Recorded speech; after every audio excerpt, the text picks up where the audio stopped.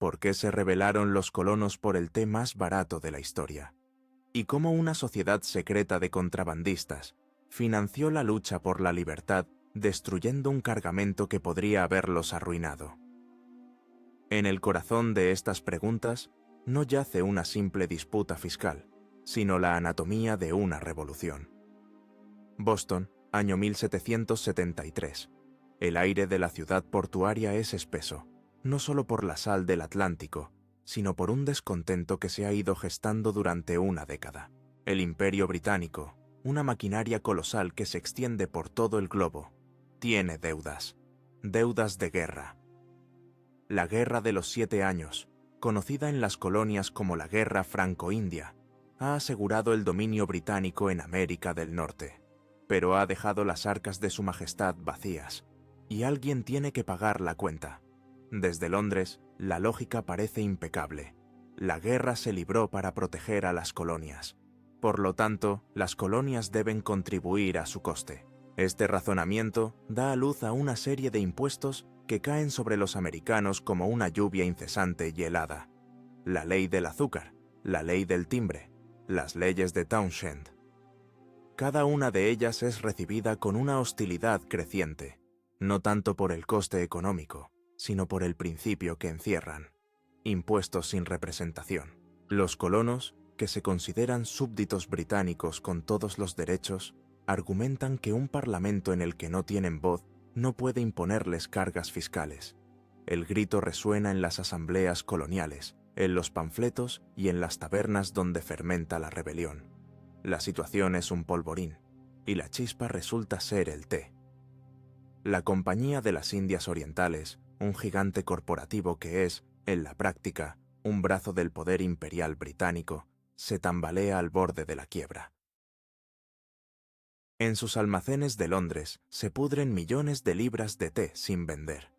Para salvar a la compañía, el gobierno de Lord North concibe un plan astuto, casi maquiavélico: la Ley del Té de 1773. Esta ley no impone un nuevo impuesto. Al contrario, concede a la compañía un monopolio sobre la venta de té en las colonias y le permite venderlo directamente, saltándose a los intermediarios. El resultado es que el té legal, incluso con el pequeño impuesto de Townshend que se mantiene, se vuelve más barato que el té de contrabando holandés que inunda el mercado colonial. Londres cree haber dado un golpe maestro. Los colonos obtendrán su bebida favorita a un precio de ganga, y al comprarlo, aceptarán implícitamente el derecho del Parlamento a imponerles impuestos. Un cebo económico para atraparlos en una trampa política. Pero subestiman fatalmente la psicología de los bostonianos. Para hombres como Samuel Adams, esto no es un regalo, es un insulto, es un intento de sobornar su libertad con té barato.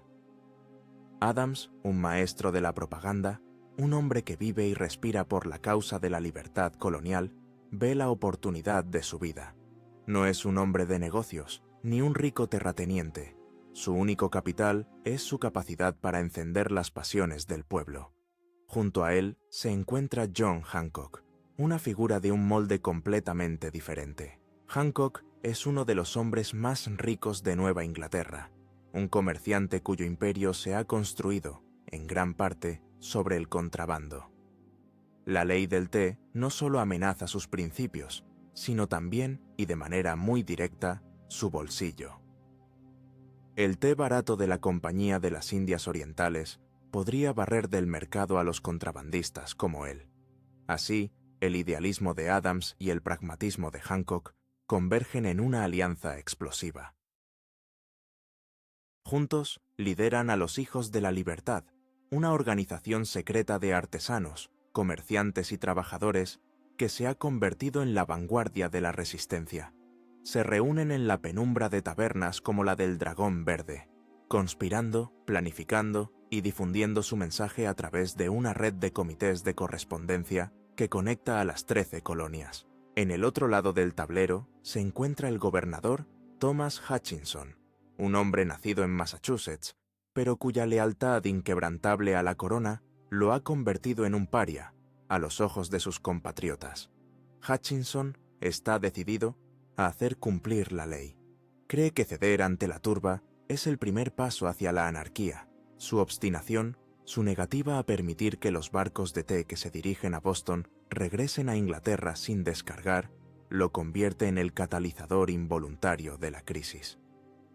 A finales de noviembre, el primer barco, el Dartmouth, arriba al puerto. Le siguen el Eleanor y el Beaver. Según la ley, tienen 20 días para descargar su cargamento. La cuenta atrás ha comenzado. Boston se convierte en un hervidero de tensión. Se celebran reuniones masivas en Faneuil Hall y en la Old South Meeting House, a las que asisten miles de ciudadanos enfurecidos. Las negociaciones con Hutchinson llegan a un punto muerto. La ciudad entera contiene la respiración. Los hijos de la libertad se dan cuenta de que las palabras ya no son suficientes. Es hora de actuar. Y la acción que planean no es un motín espontáneo, sino una operación meticulosamente organizada, una pieza de teatro político diseñada para enviar un mensaje inequívoco a Londres, un mensaje que se escucharía en todo el imperio. La pregunta que flota en el aire invernal es simple y terrible. ¿Qué estarías dispuesto a destruir para defender un principio? ¿Se puede justificar el aniquilamiento de la propiedad privada en nombre de un bien superior? Para los hombres reunidos en secreto, la respuesta es clara.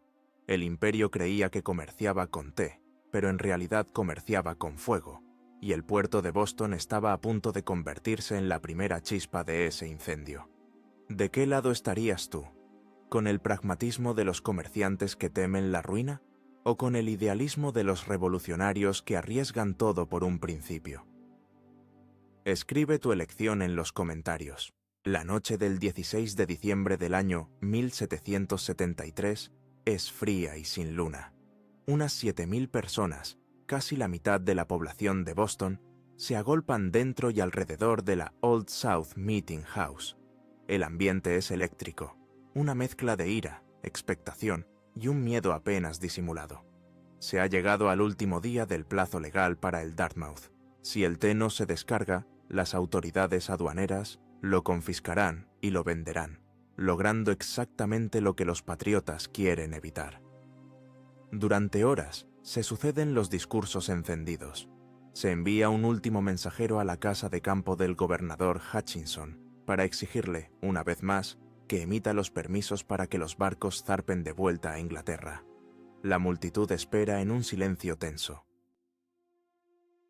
Alrededor de las 6 de la tarde, el mensajero regresa con la respuesta previsible, una negativa rotunda. En ese momento, Samuel Adams sube al estrado. Sus palabras son breves y cargadas de un significado que todos los presentes entienden. Esta reunión no puede hacer nada más para salvar al país. No es una admisión de derrota, es una señal. En el exterior, un grito de guerra resuena en la oscuridad, un sonido extraño, casi gutural, que es respondido desde dentro. Es el comienzo. Desde las puertas de la casa de reuniones y desde las callejuelas circundantes, emerge una procesión fantasmagórica. Son entre 50 y 100 hombres, algunos jóvenes aprendices, otros respetables artesanos y comerciantes. Sus rostros están tiznados con hollín y pintura, y llevan mantas y hachas. Están disfrazados de indios Mohawk, una elección simbólica para representar una identidad puramente americana, distinta de la británica, y para mantener el anonimato. Este no es un populacho enfurecido y caótico. Se mueven con una disciplina silenciosa y decidida. Se dividen en 3 grupos, cada uno dirigido por un líder, y marchan en ordenada formación hacia el muelle de Griffin, donde los 3 barcos de té, el Dartmouth, el Eleanor y el Beaver, se mecen suavemente en las aguas oscuras. Miles de ciudadanos los siguen, formando un semicírculo silencioso en el muelle, espectadores de un acto histórico. La operación es de una precisión casi militar. Los Mohawks suben a bordo de los barcos. Piden a los tripulantes las llaves de las bodegas y les aseguran que no sufrirán ningún daño personal ni se tocará ninguna otra propiedad. Su objetivo es único y exclusivo, el té. Con una eficiencia brutal, izan los pesados cofres de té a cubierta. Cada cofre pesa unas 400 libras. Usando sus hachas, los rompen y arrojan su contenido a las aguas heladas del puerto de Boston. 342 cofres en total. 92.000 libras de té, con un valor de unas 10.000 libras esterlinas, una fortuna para la época. Durante 3 horas, el único sonido que se oye es el crujido de la madera y el chapoteo del té al caer al agua. No hay gritos, no hay saqueos. Un candado que un patriota rompe accidentalmente es reemplazado al día siguiente. Un participante que intenta llenarse los bolsillos de té es desnudado y expulsado ignominiosamente. Esto no es un robo, es un ritual de destrucción, una declaración política ejecutada con una furia fría y controlada. Lo más asombroso es la pasividad de las fuerzas británicas. A poca distancia, en la bahía, está anclado el HMS Captain, un buque de guerra de la Royal Navy con 64 cañones. Su comandante, el almirante Montagu, observa la escena desde su ventana, pero no da ninguna orden de intervenir. Quizás teme provocar un baño de sangre, o quizás, simplemente, no puede creer lo que está viendo. La audacia del acto paraliza a la autoridad. Cuando el último cofre es vaciado, los participantes se dispersan tan silenciosamente como llegaron, desapareciendo en la noche de Boston. Dejan tras de sí un puerto teñido de marrón, el aroma del té llenando el aire invernal.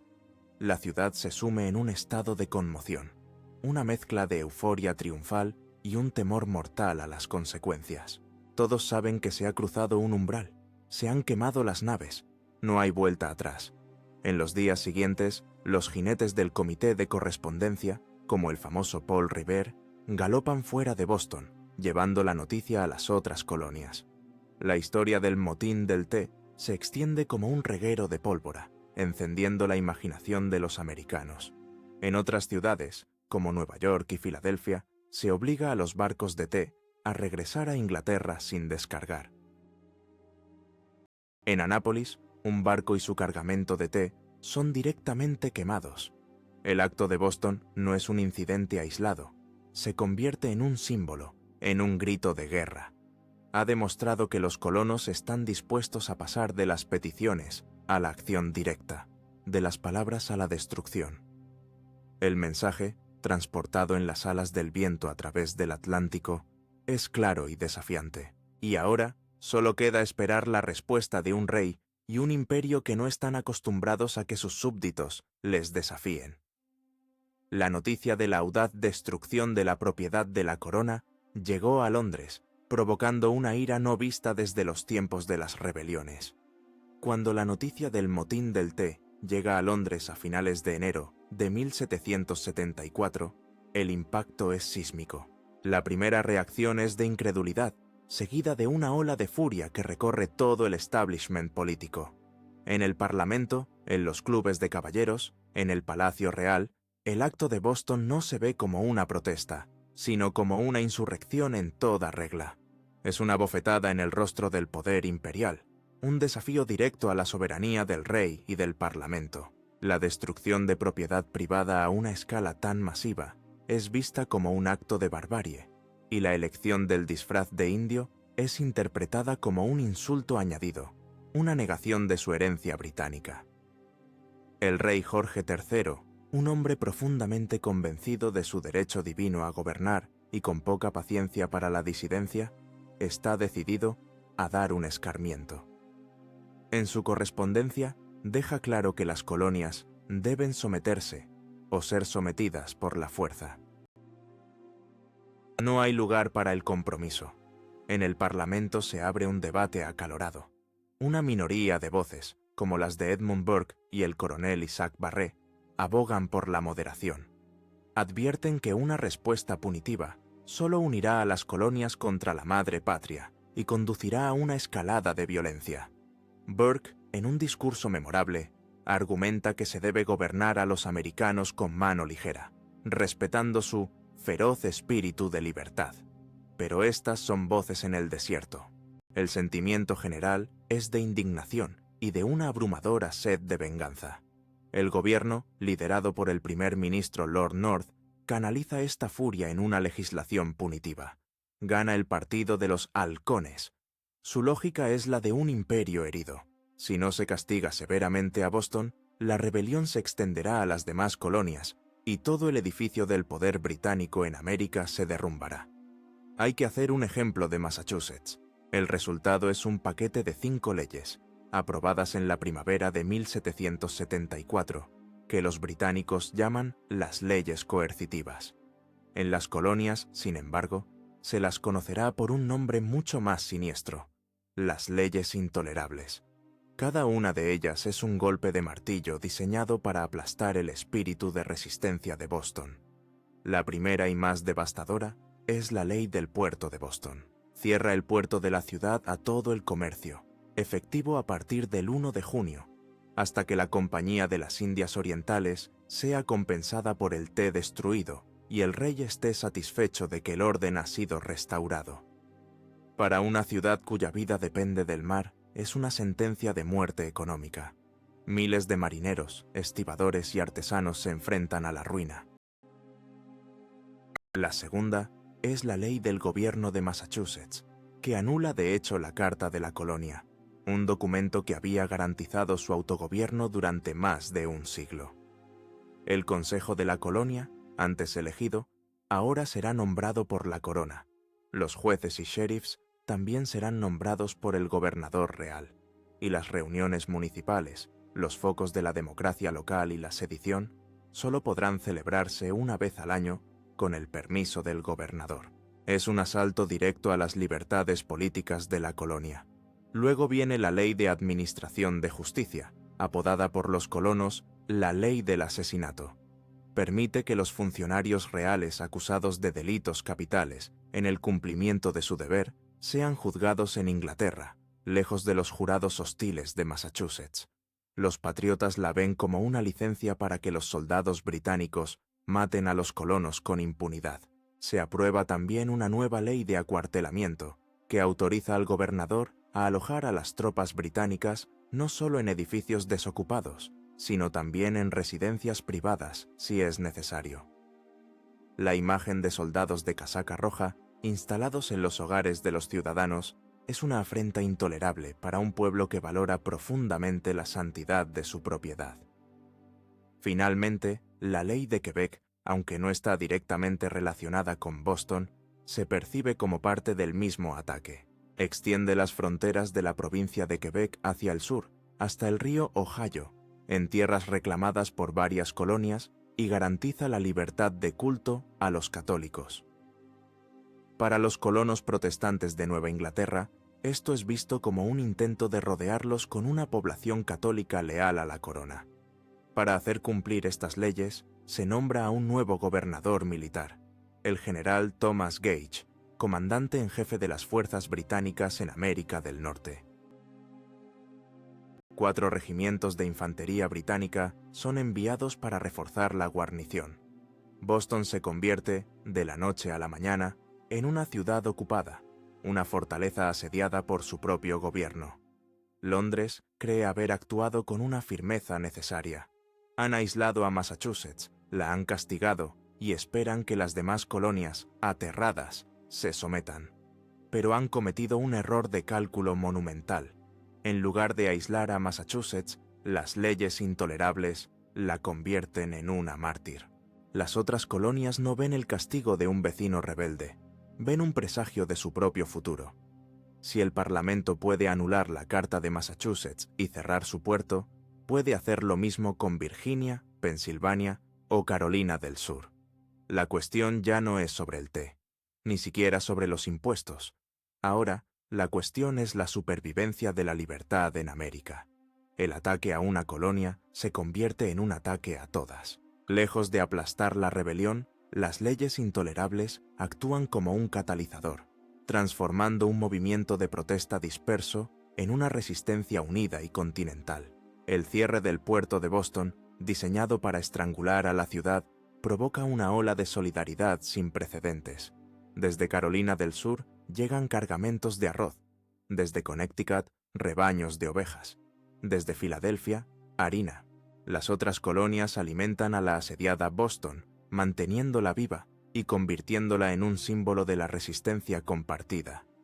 Este flujo de ayuda no es espontáneo, es coordinado por los comités de correspondencia, la red de comunicación patriota, que ahora funciona a pleno rendimiento. Son el sistema nervioso de la revolución. Los jinetes galopan por los caminos polvorientos, llevando noticias, panfletos y llamamientos a la acción. En las asambleas coloniales se aprueban resoluciones de apoyo a Massachusetts y se denuncian las acciones del Parlamento. Es en la Asamblea de Virginia, la más antigua y prestigiosa de las colonias, donde surge la idea más audaz. Hombres como Patrick Henry, Thomas Jefferson y Richard Henry Lee argumentan que es necesario un frente unido. Proponen la convocatoria de un Congreso General de todas las colonias para coordinar una respuesta común a la agresión británica. La propuesta es aceptada con entusiasmo. Durante el verano de 1774, todas las colonias excepto la lejana Georgia eligen a sus delegados.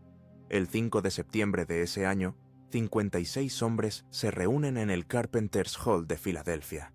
Es el primer Congreso Continental. Es un momento decisivo. Por primera vez, representantes de colonias tan diversas como la puritana Massachusetts y la esclavista Carolina del Sur se sientan en la misma sala para debatir un destino común. Son hombres de diferentes orígenes, religiones e intereses económicos, y muchos de ellos se ven con recelo. ¿Qué elegirías tú en este momento crucial?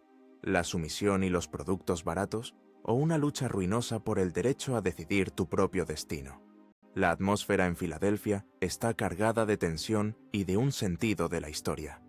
Los delegados se enfrentan a una tarea monumental: forjar la unidad a partir de la diversidad y trazar un camino a seguir frente a la intransigencia británica.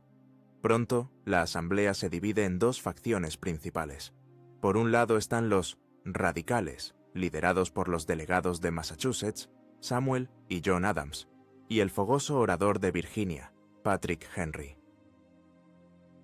Para ellos, la reconciliación con Gran Bretaña es casi imposible. Argumentan que las colonias deben prepararse para la posibilidad de una guerra y adoptar una postura de resistencia firme e inflexible. Patrick Henry, en un arrebato de pasión, declara: «Las distinciones entre virginianos, pensilvanianos, neoyorquinos y habitantes de Nueva Inglaterra ya no existen. Yo no soy un virginiano, sino un americano. Es una idea revolucionaria, el primer atisbo de una identidad nacional». Por otro lado están los conservadores o moderados, liderados por Joseph Galloway de Pensilvania y John Jay de Nueva York. Estos hombres siguen siendo leales a la corona y temen el caos de una rebelión abierta. Buscan un compromiso, una solución política que preserve los derechos de los colonos dentro del marco del Imperio Británico. Galloway presenta un plan de unión que propone la creación de un parlamento americano que compartiría el poder con el Parlamento británico. Es un intento ingenioso de resolver el dilema de la representación, pero es derrotado por un solo voto. El péndulo se inclina hacia los radicales. Durante casi 2 meses, los delegados debaten, discuten y negocian. Es un proceso tortuoso, lleno de desconfianza y disputas regionales, pero lentamente, ante la amenaza común, emerge un consenso. El Congreso aprueba una Declaración de Derechos y Agravios, un documento que reafirma los derechos de los colonos como súbditos británicos, incluyendo el derecho a la vida, la libertad y la propiedad, y el derecho a no ser grabados sin su consentimiento. Denuncia las leyes intolerables como inconstitucionales y exige su derogación. Sin embargo, el paso más significativo que da el Congreso es la creación de la Asociación Continental. Se trata de un acuerdo para implementar un boicot total a los productos británicos. A partir del 1 de diciembre de 1774, las colonias dejarán de importar productos de Gran Bretaña, y si las leyes intolerables no son derogadas para septiembre del año siguiente, también cesarán las exportaciones a la madre patria. Es una declaración de guerra económica, un arma poderosa diseñada para presionar a los comerciantes y fabricantes británicos para que, a su vez, presionen al Parlamento. Para hacer cumplir el boicot, se establecen comités locales de inspección en cada pueblo y condado. Estos comités, a menudo controlados por los Hijos de la Libertad, se convierten en gobiernos locales de facto, investigando, intimidando y castigando a los infractores. Están creando una maquinaria de revolución a nivel de base. Antes de disolverse a finales de octubre, el Congreso acuerda volver a reunirse en mayo de 1775 si sus quejas no han sido atendidas. Todavía no es un gobierno, no ha declarado la independencia, aún se dirige al rey como Su Majestad, pero ha dado un paso irreversible. Ha creado una estructura de poder paralela a la autoridad real. Ha articulado una ideología común de resistencia. Ha demostrado que las 13 colonias, a pesar de sus diferencias, pueden actuar como una sola. Es la sombra de un gobierno, esperando la oportunidad para convertirse en una realidad. Las palabras pronunciadas en Filadelfia ahora deben ser respaldadas por la fuerza, y el escenario de esa confrontación se está preparando en los campos y pueblos de Nueva Inglaterra. ¿Qué camino habrías elegido en Filadelfia? ¿La diplomacia, buscando un último y frágil compromiso, o la confrontación, preparando a la nación para una guerra inevitable? Deja tu elección en los comentarios. Mientras los políticos debaten en Filadelfia, en Massachusetts, la situación se deteriora rápidamente. El general Thomas Gage se encuentra en una posición imposible. Como gobernador militar, su tarea es imponer las leyes intolerables y pacificar la provincia. Pero en realidad, su autoridad apenas se extiende más allá de Boston, donde sus tropas están acuarteladas. El resto de Massachusetts está en un estado de rebelión abierta. El gobierno legal ha colapsado y ha sido reemplazado por un Congreso provincial ilegal que se reúne en Concord y Cambridge. Este Congreso asume las funciones de gobierno, recauda impuestos, organiza las milicias y se prepara para la guerra. Gage es, en efecto, un prisionero en su propia capital, rodeado por un campo hostil. Es un hombre atrapado entre el martillo de las órdenes de Londres, que le exigen una acción decisiva, y el yunque de la realidad en Massachusetts, donde cualquier movimiento en falso podría desencadenar un conflicto armado. En septiembre de 1774, Gage comete uno de esos errores. Al enterarse de que los colonos están acumulando pólvora en un polvorín cerca de Charlestown, envía un destacamento de soldados para confiscarla. La operación se lleva a cabo sin derramamiento de sangre, pero los rumores se extienden como la pólvora. Se dice que la flota británica está bombardeando Boston y que los soldados están masacrando a los ciudadanos. En cuestión de horas, miles de milicianos de toda Nueva Inglaterra, enfurecidos, se ponen en marcha hacia Boston. Es la llamada alarma de la pólvora. La insurrección se apaga cuando se descubre que los rumores son falsos, pero el incidente es una lección aterradora para Gage. Le demuestra la velocidad y la escala con la que los colonos pueden movilizarse. La provincia es un polvorín, y él está sentado encima. A lo largo del otoño y el invierno, ambos bandos se sumergen en una febril carrera armamentista y en una guerra de sombras. El Congreso Provincial de Massachusetts ordena a los pueblos que organicen y equipen a sus milicias. Se crea una élite dentro de la milicia, los Minutemen, llamados así porque se comprometen a estar listos para luchar en el aviso de un minuto. Son granjeros, herreros, tenderos, hombres corrientes que por la noche limpian sus mosquetes y practican la instrucción militar en las plazas de sus pueblos. Al mismo tiempo, se organiza una vasta operación de contrabando para conseguir armas, pólvora y municiones. Se asaltan fuertes británicos mal defendidos en Rhode Island y New Hampshire para apoderarse de sus cañones y suministros. El principal negocio de los patriotas ya no es el té de contrabando, sino los instrumentos de guerra. En Boston, Gage intenta contrarrestar estas actividades con su propia red de espionaje. Envía oficiales disfrazados de civiles al campo para que recojan información sobre los movimientos de los rebeldes y la ubicación de sus arsenales. Pero se encuentra en un territorio enemigo.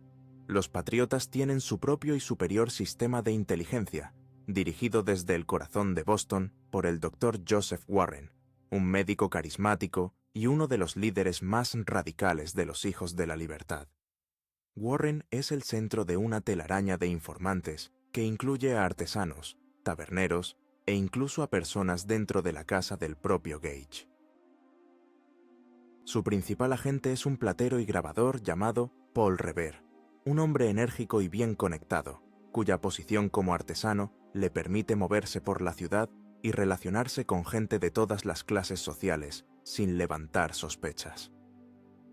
El aire está electrificado por la paranoia.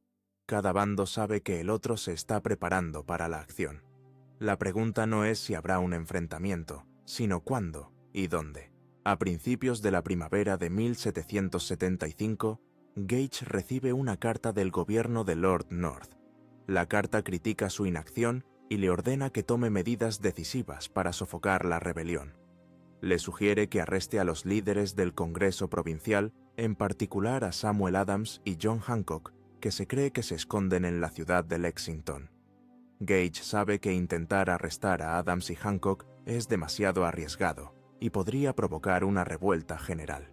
En su lugar, decide centrarse en un objetivo militar: el gran arsenal de armas y suministros que los rebeldes han acumulado en la ciudad de Concord, a unas 20 millas al oeste de Boston. El plan es secreto y audaz. Enviará una fuerza de unos 700 soldados de élite, granaderos e infantería ligera, en una incursión nocturna.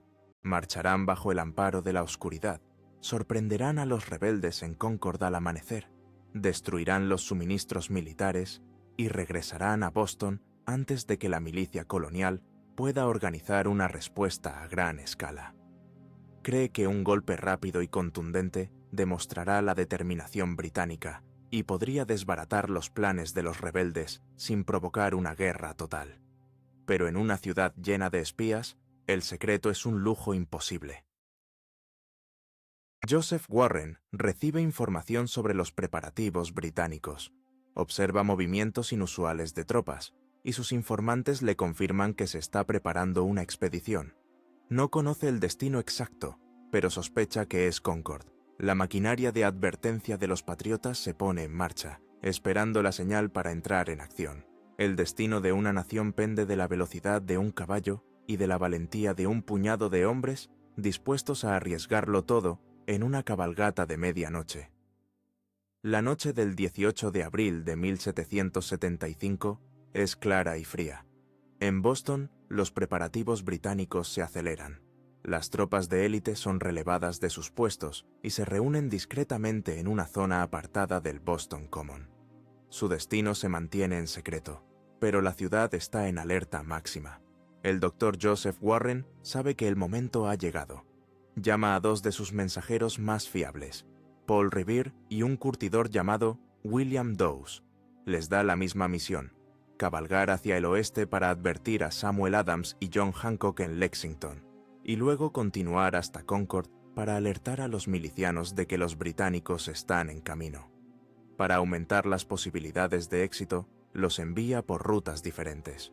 Dawes saldrá por tierra, a través del estrecho cuello de tierra que conecta Boston con el continente, un camino vigilado por centinelas británicos. Revere tomará la ruta marítima, más rápida pero también más arriesgada. Antes de partir, Revere pone en marcha un plan de respaldo que había acordado previamente. Se pone en contacto con un amigo, Robert Newman, el sacristán de la Old North Church, cuyo campanario es el punto más alto de Boston. Le pide que vigile los movimientos de las tropas británicas y que cuelgue linternas en el campanario como señal para los patriotas que observan desde Charlestown, al otro lado del río. Una si es por tierra, dos si es por mar. Poco después, dos luces parpadean en la oscuridad, señalando que las tropas británicas están cruzando el río Charles en botes. Revere es remado silenciosamente a través de las aguas, pasando a la sombra del HMS Somerset, un buque de guerra británico. En la orilla de Charlestown le espera un caballo.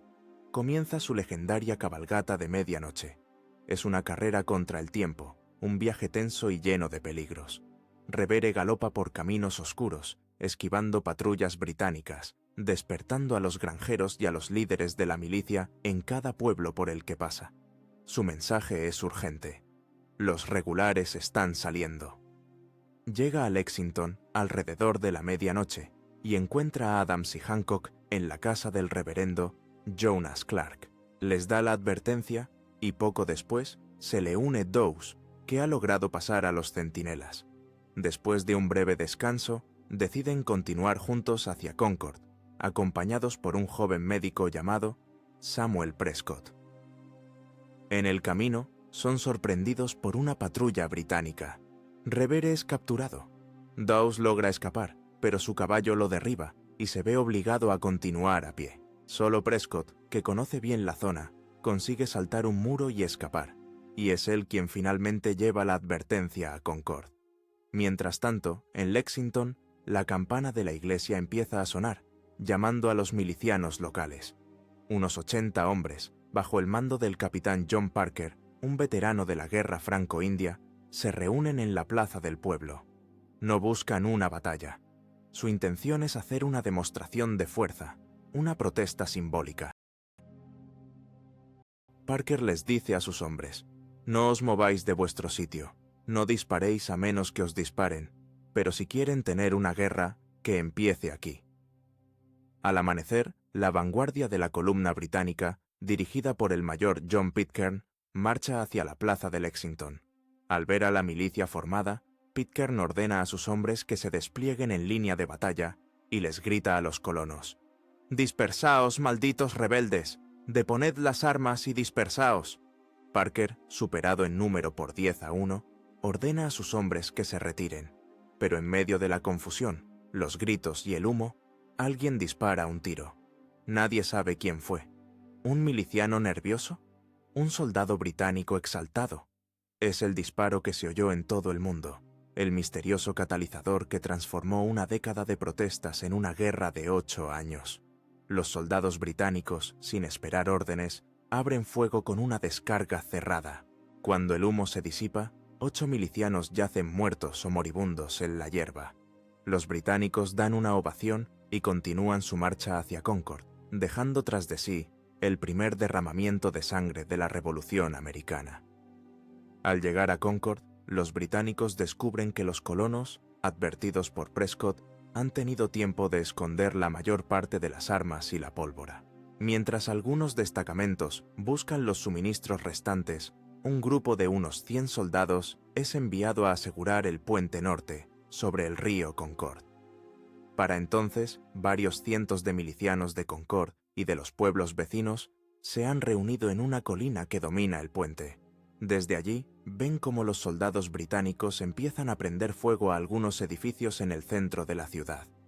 Creyendo que sus casas están siendo incendiadas, los milicianos deciden avanzar. Marchan hacia el puente en una columna disciplinada. Los soldados británicos, sorprendidos y en inferioridad numérica, retroceden al otro lado del puente y abren fuego. Esta vez, los milicianos responden. El intercambio de disparos es breve, pero intenso. Mueren 2 colonos y 3 soldados británicos.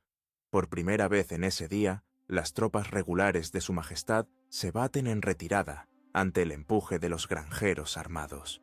Es un momento de una importancia psicológica inmensa. El mito de la invencibilidad británica ha sido desafiado. Los soldados británicos, habiendo fracasado en su misión principal y ahora enfrentándose a una resistencia creciente, comienzan su larga y penosa marcha de regreso a Boston. Pero el campo que atraviesan ya no es el mismo. Detrás de cada muro de piedra, de cada árbol, de cada granja, les esperan miles de milicianos que han acudido al sonido de las campanas de alarma. La retirada está a punto de convertirse en una carnicería. El camino de regreso de Concord a Boston se transforma en un corredor de la muerte de 16 millas. La retirada ordenada de los soldados británicos se descompone rápidamente en un caos sangriento. Lo que había comenzado como una incursión de castigo se convierte en una lucha desesperada por la supervivencia.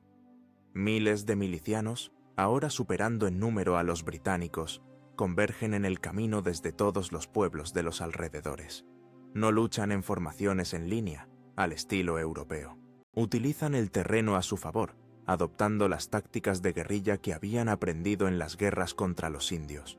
Se esconden detrás de los muros de piedra, los árboles y las casas, disparando contra la densa columna de casacas rojas, recargando y luego corriendo para encontrar una nueva posición más adelante. Para los soldados británicos es una pesadilla. Son un blanco perfecto, marchando en formación cerrada, mientras un enemigo invisible les dispara desde todas las direcciones. Los oficiales caen, la disciplina se evapora. Los soldados, agotados, aterrorizados y enfurecidos, responden disparando a ciegas contra las casas y, en ocasiones, cometiendo atrocidades contra los civiles. La marcha se convierte en una serie de escaramuzas brutales y desesperadas. Cerca de Lexington, la columna británica, al borde del colapso total, es salvada por la llegada de refuerzos. El general Gage, preocupado por el silencio de su expedición, había enviado una brigada de unos 1000 hombres al mando de Lord Percy, con 2 cañones de campaña. El fuego de artillería de Percy dispersa momentáneamente a los milicianos y proporciona un respiro a los supervivientes de Concord, que se derrumban de agotamiento. Pero el respiro es breve. En cuanto la columna unificada reanuda la marcha, los ataques se reanudan con una ferocidad aún mayor. La batalla se extiende a lo largo de la tarde, pasando por las localidades de Menotomy, la actual Arlington, donde se producen los combates más encarnizados, y Cambridge. Los milicianos, envalentonados por su éxito, se vuelven más audaces, acercándose cada vez más a la columna. Apenas con vida, humillados y habiendo sufrido pérdidas catastróficas, los restos del destacamento británico finalmente llegan a la seguridad de Charlestown al atardecer, bajo la protección de los cañones de los buques de guerra. Habían partido de Boston la noche anterior, como una fuerza de élite arrogante, confiada en su superioridad. Regresan como un ejército derrotado. De los 1.700 soldados que participaron en la expedición, casi 300 han resultado muertos, heridos o desaparecidos. Las pérdidas americanas son de menos de 100. El impacto de la jornada es profundo y duradero. Para los británicos es un shock humillante. Han subestimado gravemente la determinación y la capacidad de lucha de los colonos. El mito de que los granjeros americanos no se atreverían a enfrentarse a las tropas regulares ha quedado hecho añicos en un solo día. Para los americanos es una victoria electrizante. Han hecho frente al ejército más poderoso del mundo y lo han hecho retroceder. El derramamiento de sangre ha transformado la ira en una determinación de hierro. Ya no hay vuelta atrás. La protesta ha terminado. Ha comenzado la guerra. En los días que siguen al 19 de abril, la situación militar se transforma radicalmente. Lo que era una provincia rebelde se convierte en un teatro de guerra. De toda Nueva Inglaterra, las compañías de milicianos se ponen en marcha hacia Boston. En cuestión de días, la ciudad se encuentra rodeada por un vasto y heterogéneo ejército de unos 15.000 hombres. Ocupan las alturas y los caminos que conducen a la ciudad, cercando a la guarnición británica. Comienza el asedio de Boston, un asedio que durará casi un año. Un acto de desobediencia en el puerto de Boston, 2 años antes, ha desencadenado una reacción en cadena imparable, que ha culminado en la formación de un ejército rebelde y el confinamiento del poder imperial a una pequeña península. ¿Qué método de lucha te parece más justo en una guerra por la libertad? ¿La disciplina de un ejército profesional o la furia de una milicia popular que defiende su hogar? Tu opinión nos interesa. Mientras el asedio se afianza en torno a Boston, las noticias de Lexington y Concord se extienden por las colonias, galvanizando la resistencia. El 10 de mayo de 1775, el Segundo Congreso Continental se reúne en Filadelfia, tal como se había acordado. La atmósfera es muy diferente a la de su primera reunión. El derramamiento de sangre ha cambiado todo. Los delegados se enfrentan ahora a una guerra de facto. Su tarea ya no es solo protestar, sino dirigir un esfuerzo bélico. Una de las primeras y más cruciales decisiones es qué hacer con el ejército de milicianos que asedia Boston. Es una fuerza improvisada, sin un mando unificado, sin suministros adecuados y sin una estrategia a largo plazo. El Congreso toma la audaz decisión de adoptarlo, transformándolo en el ejército continental. Pero un ejército necesita un comandante en jefe. La elección es delicada y de una importancia política inmensa. Muchos de los mejores candidatos son de Nueva Inglaterra, pero nombrar a uno de ellos podría dar la impresión de que esta es una guerra de Nueva Inglaterra, y no una lucha de todas las colonias. Es aquí donde John Adams, el astuto delegado de Massachusetts, realiza una jugada maestra de estrategia política. Para asegurar el apoyo crucial de las colonias del sur, y en particular de la poderosa Virginia, se levanta y nomina a un delegado de Virginia para el puesto, el coronel George Washington. Washington es una elección inspirada. Tiene experiencia militar como comandante de las fuerzas de Virginia durante la Guerra Franco-India. Es un hombre de gran estatura física, de carácter reservado y digno, y emana un aire de autoridad natural. Además, al ser un rico terrateniente del sur, su nombramiento simboliza la unidad continental. El Congreso aprueba por unanimidad su nombramiento. Washington acepta con humildad, negándose a aceptar un salario y pidiendo solo que se le reembolsen sus gastos.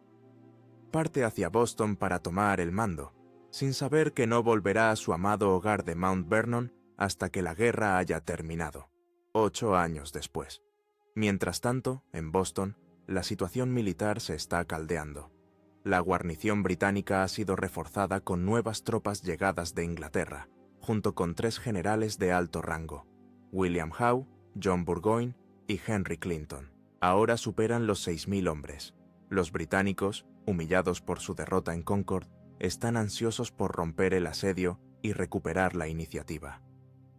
El Comité de Seguridad de Massachusetts recibe información de que los británicos planean ocupar las colinas desocupadas que rodean Boston, especialmente las alturas de Dorchester al sur y las de la península de Charlestown al norte. Controlar estas alturas es clave, ya que desde ellas se puede bombardear la ciudad. Para adelantarse a los británicos, en la noche del 16 de junio, unos 1.200 milicianos coloniales, bajo el mando del coronel William Prescott, reciben la orden de ocupar y fortificar Bunker Hill, en la península de Charlestown. Por razones que aún se debaten, en lugar de Bunker Hill, ocupan una colina más baja y más cercana a Boston, llamada Bridge Hill. Durante la noche, trabajan febrilmente, construyendo un reducto de tierra y una empalizada. Al amanecer, los británicos se despiertan y contemplan con asombro la fortificación que ha aparecido de la nada en la colina que domina la ciudad. El general Gage y sus generales se dan cuenta de que no pueden permitir que los rebeldes se queden allí. Deciden lanzar un ataque inmediato para desalojarlos. Podrían haber rodeado la península con sus barcos y cortar la retirada de los colonos, pero eligen la opción más directa y sangrienta, un asalto frontal. Es una decisión nacida de la arrogancia y del desprecio por la capacidad de lucha del enemigo. Quieren dar una lección a los rebeldes y demostrar la superioridad de las tropas regulares. La tarde del 17 de junio, unos 2.200 soldados británicos, bajo el mando del general Howe, desembarcan en la base de la península de Charlestown y comienzan a avanzar colina arriba, en perfectas líneas de batalla. Es un espectáculo imponente, las casacas rojas brillando al sol, las bayonetas caladas. Dentro del reducto, los milicianos esperan con una tensión casi insoportable. Tienen poca pólvora, por lo que Prescott les da la famosa orden: «No disparéis hasta que veáis el blanco de sus ojos». Los británicos avanzan bajo un sol abrasador, cargando con pesados equipos a través de la hierba alta y las vallas. Cuando están a solo 50 yardas, los americanos desatan una descarga devastadora. Las primeras filas británicas son aniquiladas. La línea se rompe y se retiran en desorden. Se reagrupan y atacan de nuevo. Y de nuevo, son recibidos con un fuego mortífero que los destroza. El coraje de las tropas británicas es asombroso, pero también lo es la tenacidad de los defensores. Finalmente, en el tercer asalto, los americanos se quedan sin municiones. Los británicos, trepando por encima de los cuerpos de sus camaradas caídos, consiguen tomar el reducto en una lucha cuerpo a cuerpo con bayonetas. Los milicianos se retiran, dejando la colina en manos británicas. La batalla de Bunker Hill como se la conocerá erróneamente, es una victoria británica, pero es una victoria pírrica. Han sufrido más de 1000 bajas, incluyendo casi 100 oficiales, casi la mitad de la fuerza de ataque. Las pérdidas americanas son de unas 450. Un general británico comentó sombríamente: «Unas cuantas victorias más como esta y acabaremos perdiendo la guerra». Bunker Hill demuestra dos cosas: a los británicos que la guerra será mucho más larga y sangrienta de lo que habían imaginado, y a los americanos que, aunque carezcan de disciplina y suministros, pueden enfrentarse de igual a igual a las mejores tropas del mundo. Ha nacido un ejército, bautizado en el fuego de la batalla. Tras la sangrienta batalla de Bunker Hill, la guerra en Boston se estanca en un punto muerto. Los británicos controlan la ciudad y Bridge Hill, pero están atrapados, asediados por un ejército rebelde que ha crecido en número y confianza. George Washington llega a Cambridge a principios de julio para tomar el mando del ejército continental. Lo que encuentra es desalentador. No es un ejército, sino una colección de milicias de diferentes colonias, mal equipadas, indisciplinadas y con contratos de alistamiento a corto plazo. Durante los meses siguientes, Washington se dedica a la hercúlea tarea de forjar un verdadero ejército a partir de este material en bruto. Impone la disciplina, organiza la estructura de mando y lucha constantemente por conseguir suministros y pólvora. El invierno de 1775 a 1776 es largo y duro para ambos bandos. Los soldados de Washington sufren en sus campamentos improvisados, mientras que las tropas británicas en Boston padecen la escasez de alimentos y combustible. La situación militar es un empate, pero en el frente ideológico, la revolución está a punto de dar un salto cuántico. En enero de 1776 se publica un panfleto anónimo de 47 páginas titulado El sentido común. Su autor es Thomas Paine, un inmigrante inglés recién llegado a América que había sido un fracaso en todo lo que había intentado en su vida, pero con su pluma encuentra su verdadera vocación. El sentido común es una bomba que explota en el panorama político americano. Escrito en un lenguaje sencillo, directo y apasionado, ataca no solo la política del Parlamento, sino la propia idea de la monarquía y la conexión con Gran Bretaña. Llama al rey Jorge III, el bruto real de Gran Bretaña. Argumenta que es absurdo que un continente sea gobernado por una isla. Y, lo más importante, es el primer documento de gran difusión que aboga abierta e inequívocamente por la independencia americana. El panfleto se convierte en un éxito de ventas sin precedentes. Se venden cientos de miles de copias. Se lee en voz alta en las tabernas, en los campamentos militares y en las reuniones públicas. Cambia la conversación, destruye el tabú de la independencia y convierte lo que era una idea radical en una posibilidad real y deseable para las masas. Mientras el poder de las ideas de Paine transforma las mentes de los colonos, una audaz hazaña de logística militar está a punto de cambiar la situación en el terreno. Washington sabe que para romper el asedio necesita artillería pesada, cañones capaces de bombardear a los británicos y a su flota desde las alturas que rodean Boston, y sabe dónde encontrarlos. Meses antes, en mayo de 1775, una pequeña fuerza de milicianos liderada por Ethan Allen y Benedict Arnold había capturado por sorpresa el fuerte Ticonderoga, en el lago Champlain de Nueva York. El fuerte contenía una gran cantidad de cañones y morteros. El problema era cómo transportar esas piezas de artillería, que pesaban toneladas, a través de 300 millas de territorio salvaje y montañoso, en pleno invierno. La tarea recae en un joven librero de Boston convertido en coronel, Henry Knox. Con un equipo de hombres y bueyes, Knox logra lo que parece imposible. Utilizando trineos, arrastra 59 piezas de artillería a través de los bosques nevados de los Berkshires y los ríos helados de Nueva Inglaterra. A finales de enero, tras un viaje épico de 2 meses, Knox llega al campamento de Washington con su noble tren de artillería. Ahora, Washington tiene las herramientas para terminar el asedio. elabora un plan brillante y audaz. En lugar de un asalto frontal, que sería suicida, decide ocupar las alturas de Dorchester, una serie de colinas al sur de Boston que los británicos habían dejado inexplicablemente sin defender. Desde allí, sus nuevos cañones podrían bombardear tanto la ciudad como la flota británica anclada en el puerto. Para lograr la sorpresa, la operación debe llevarse a cabo en una sola noche. Durante días, los americanos llevan a cabo un bombardeo de distracción sobre Boston desde otras posiciones, para acostumbrar a los británicos al ruido y enmascarar sus verdaderas intenciones. En la noche del 4 de marzo de 1776, bajo el amparo de la oscuridad, miles de soldados americanos se mueven sigilosamente hacia las alturas de Dorchester.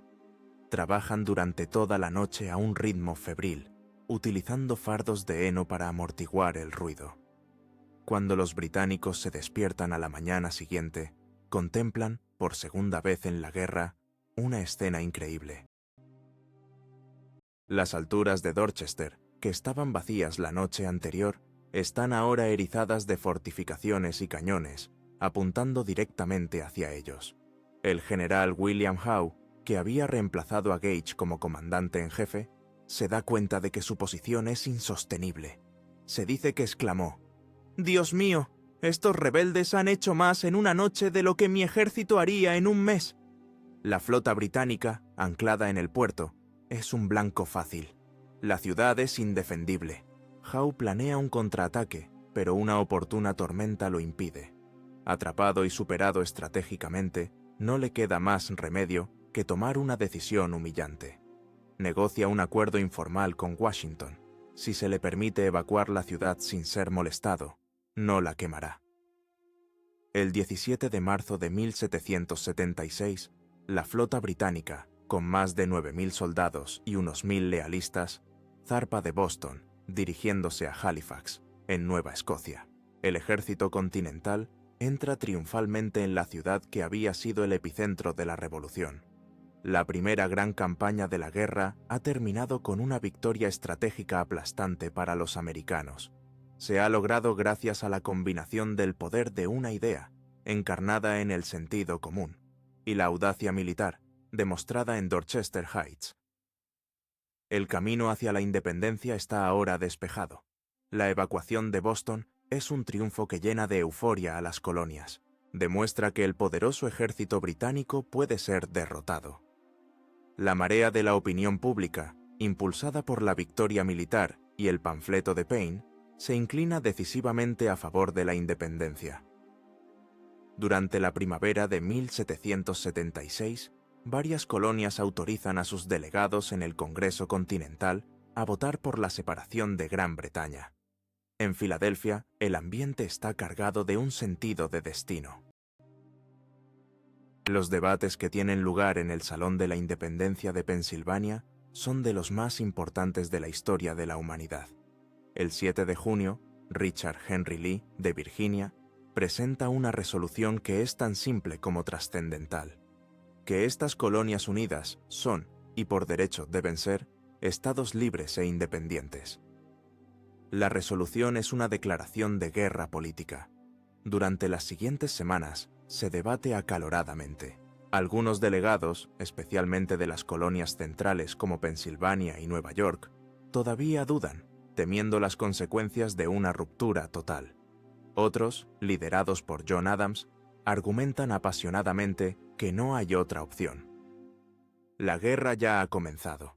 Es hora de que la política se ponga a la altura de la realidad militar. Mientras el debate continúa, el Congreso nombra un comité de los 5 para redactar una declaración formal de independencia en caso de que la resolución de Lee sea aprobada. El comité está formado por John Adams, Benjamin Franklin, Thomas Jefferson, Robert Livingston y Roger Sherman. Aunque Adams es el defensor más enérgico de la independencia, el comité le encarga la redacción del borrador a Thomas Jefferson, un joven y elocuente virginiano conocido por su feliz talento para la composición. Jefferson se retira a sus aposentos y, en unos pocos días, utilizando las ideas de filósofos de la Ilustración como John Locke y los principios articulados en documentos como la Declaración de Derechos de Virginia, redacta uno de los textos más influyentes de la historia. El borrador de Jefferson no es solo una lista de quejas contra el rey Jorge III. Comienza con un preámbulo que articula una filosofía política radical para su tiempo. Sostenemos como evidentes estas verdades, que todos los hombres son creados iguales, que son dotados por su Creador de ciertos derechos inalienables, que entre estos están la vida, la libertad y la búsqueda de la felicidad. Con estas palabras, Jefferson transforma una disputa sobre impuestos y representación en una lucha universal por los derechos humanos. El documento argumenta que el gobierno deriva su poder del consentimiento de los gobernados y que cuando un gobierno se vuelve destructivo de estos fines, el pueblo tiene el derecho de alterarlo o abolirlo. A continuación, enumera una larga lista de agravios contra el rey, presentándolos como prueba de una tiranía sistemática, cuyo objetivo es establecer un dominio absoluto sobre las colonias. El borrador es revisado por el comité y luego presentado al Congreso en pleno. Durante 3 días, los delegados lo debaten, lo editan y lo recortan, eliminando casi una cuarta parte del texto original, incluyendo, para disgusto de Jefferson, un pasaje que condenaba la esclavitud. Finalmente, el 2 de julio de 1776, el Congreso da el paso decisivo. 12 colonias votan a favor de la resolución de independencia de Richard Henry Lee. Nueva York se abstiene, pero dará su aprobación una semana después. John Adams, en una carta a su esposa Abigail, escribe que el 2 de julio será celebrado por las generaciones futuras como el Día de la Liberación. Sin embargo, es el 4 de julio el día que quedará grabado en la historia, ya que es cuando el Congreso adopta formalmente el texto final de la Declaración de Independencia. El documento es firmado primero por John Hancock, el presidente del Congreso, con una rúbrica grande y audaz para que, según se dice, el rey Jorge pudiera leerla sin sus gafas. En las semanas siguientes, es firmado por los demás delegados. La adopción de la Declaración de Independencia es el punto culminante del viaje que comenzó en el puerto de Boston. Aquel acto de desobediencia, la destrucción del té, había puesto en marcha una cadena de acontecimientos que condujo inexorablemente a este momento. La respuesta punitiva de Gran Bretaña, las leyes intolerables, había unido a las colonias. La resistencia militar en Lexington, Concord y Bunker Hill había creado un ejército, y ahora las palabras de la declaración transformaban lo que era una rebelión de súbditos británicos en una revolución por la creación de una nueva nación. Los hombres que firmaron ese documento no eran dioses, eran seres humanos con sus defectos y contradicciones, muchos de ellos propietarios de esclavos que proclamaban la igualdad de todos los hombres. Pero en ese momento demostraron un coraje extraordinario. Al firmar, se estaban acusando a sí mismos de traición contra la corona. Estaban arriesgando, como dice la última frase del documento, sus vidas, fortunas y sagrado honor. La historia había cerrado el círculo. Un acto de vandalismo en un puerto colonial, una protesta contra el poder de un monopolio corporativo y un impuesto simbólico se había convertido en el cimiento sobre el que se construiría la República de los Estados Unidos de América. El camino por delante sería largo y sangriento, lleno de derrotas, penalidades y dudas, pero la decisión estaba tomada. Se había encendido una chispa que, con el tiempo, iluminaría el mundo con la promesa de autogobierno y libertad. Los padres fundadores, al desafiar a un imperio, eligieron el camino de la guerra y la incertidumbre en nombre de sus principios. Apostaron todo lo que tenían. Hoy, cuando nos enfrentamos a nuestros propios desafíos, su elección nos hace reflexionar. Dinos, ¿qué crees que es más importante para la prosperidad de una nación? ¿Un orden garantizado, incluso a costa de algunas libertades, o una libertad arriesgada que puede conducir al caos? Escribe tu respuesta en los comentarios. Tu opinión es muy importante para nosotros.